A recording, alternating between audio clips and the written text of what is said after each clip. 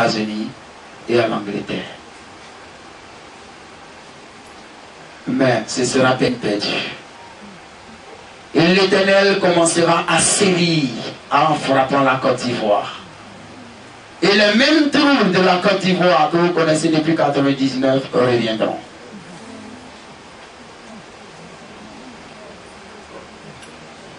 Voici. Et l'Éternel dit, malheur à tout un président ivoirien qui viendra quelques années plus tard ou bien prochainement à la tête de la Côte d'Ivoire, de ne jamais tisser d'alliance avec l'Afrique du Sud. Toi, un président ivoirien qui vient à la tête de la Côte d'Ivoire, et que tu tisses une alliance avec l'Afrique du Sud, tu es maudit à vie. Parce qu'au temps de Shaka Zulu a fait couler assez de sang humain sur le sol sud-africain.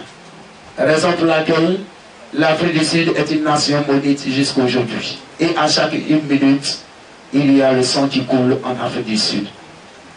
Et j'ai averti le président Gbagbo à travers le film, le courrier, il n'a pas écouté. Et quand il tisse l'alliance avec l'Afrique du Sud, il prend automatiquement la malédiction de l'Afrique du Sud.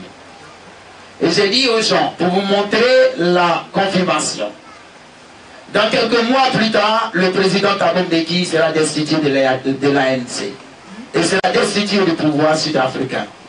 Parce que le président Gbagbo a tissé l'alliance avec l'Afrique du Sud. Et quelques mois plus tard, pour tous ceux qui étaient témoins, tout s'est réalisé à la lettre. Le président Thabo Mbeki a été destitué effectivement. Il a été destitué de la présidence.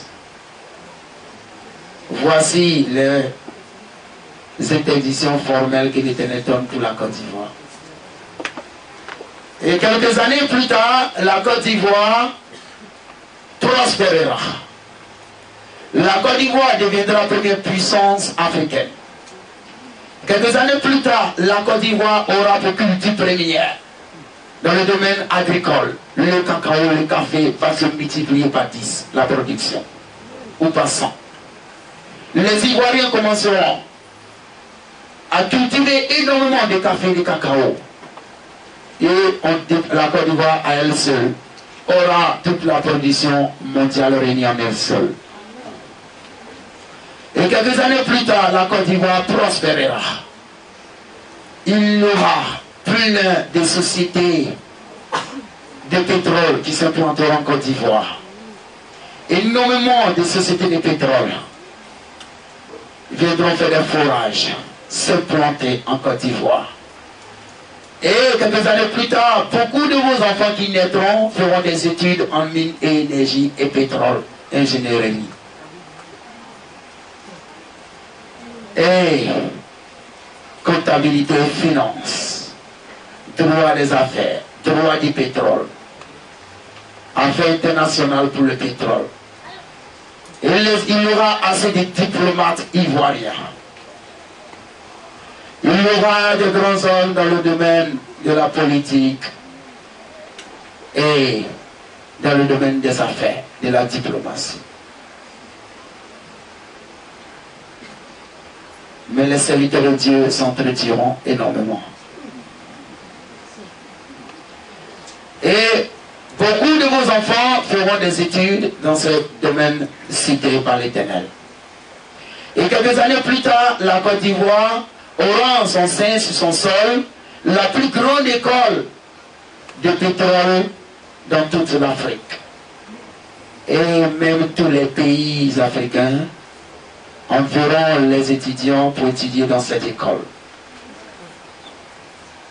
Et quelques années plus tard, il y aura la plus grande école de pêche, la production halieutique en Côte d'Ivoire. Et puis il y aura assez d'étudiants dans ce domaine. La Côte d'Ivoire aura énormément de bateaux pour le transport maritime et la pêche.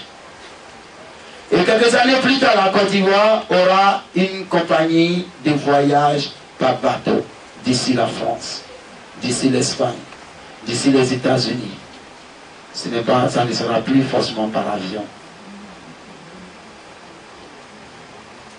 Et quelques années plus tard, viendra un président à la tête de la Côte d'Ivoire qui va vouloir arracher toutes les sociétés des Libanais au profit de l'État ivoirien. Et ce président-là sera très raciste. Il haïra les hommes de peau blanche, plus particulièrement les Libanais et les Français. Et la Côte d'Ivoire sera à prendre un coup économique. Voici un peu l'avenir de la Côte d'Ivoire. Et quelques années plus tard, la Côte d'Ivoire aura une grande école militaire et d'aviation en son sein, sur son sol.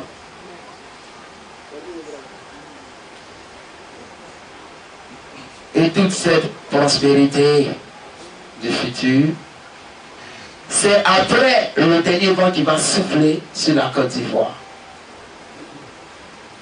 Et la Côte d'Ivoire deviendra la nation mamelle.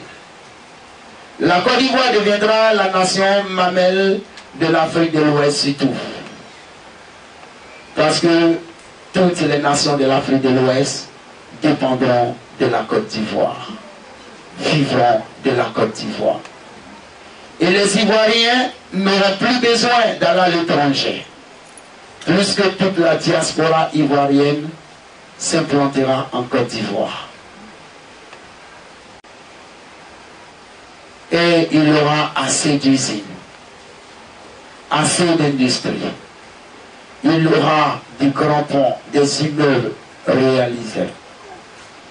Quelques années plus tard, tout le quartier de Port-Boué sera rasé.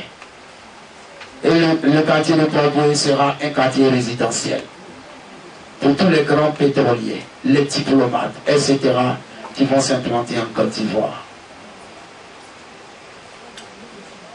On va construire des résidences diplomatiques, des résidences pour les investisseurs, pour les bailleurs de fonds. Et c'est la commune de Port-Boué qui vont tout raser. On attribuera de nouveaux lots, de nouveaux terrains aux Ivoiriens qui avaient des maisons à Port-Boué, vers Alépé, Agnaman, etc. Tout Port-Boué depuis Gonzague, depuis le corridor jusqu'à Port-Boué Centre. Et quelques années plus tard, la Côte d'Ivoire commencera à faire des montages de bateaux. Par cette grande école halieutique de pêche.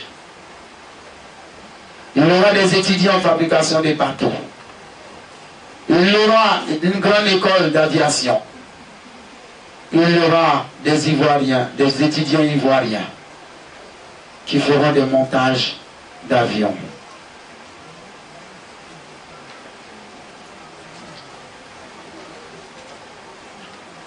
L'Éternel jettera bientôt la honte spirituelle sur la Côte d'Ivoire. Et pour vous montrer les signes, il y aura un terrible incendie au palais de la justice au plateau. Parce que le palais de justice ne rend pas justice comme l'Éternel le veut. Il est dit que la justice des humains est corrompue et que la justice de l'Éternel est la vraie. En Côte d'Ivoire, il n'y a point de justice. Celui qui a raison, qui s'en va se plaindre, on l'enferme. Le juge est corrompu et c'est celui qui a raison qui est enfermé et celui qui a tort est innocenté. Et c'est pour cela, si toi, magistrat, toi, homme de loi, si tu écoutes ce message en ce moment, change de comportement. La justice est un métier noble, une profession noble que tu dois honorer face à l'Éternel. Et c'est pour cela que l'Éternel nettoiera aussi les hommes de loi, les magistrats, les avocats, les huissiers de justice, etc. Tous ceux qui se trouvent dans le fond. Tous ceux qui se trouvent dans le fond.